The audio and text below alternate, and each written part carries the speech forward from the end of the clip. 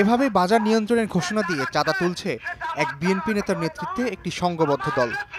গাজীপুরের শ্রীপুরে ঢাকা ময়মনসিংহ মহাসড়কের পাশের এমসি বাজারে ২২ ফেব্রুয়ারি বিকেলে এই ঘটনা ঘটেছে।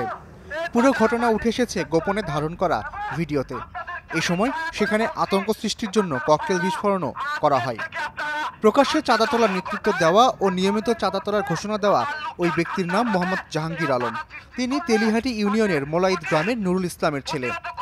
জাহাঙ্গীর শ্রীপুর উপজেলা যুবদলের আহ্বায়ক সদস্য।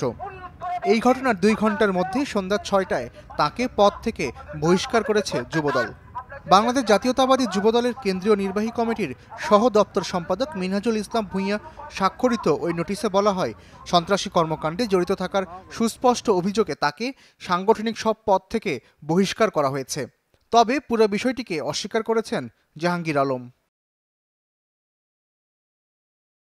এই ঘটনায় আইনগত ব্যবস্থা প্রক্রিয়াধীন বলে জানিয়েছেন শ্রীপুর থানার ভারপ্রাপ্ত কর্মকর্তা।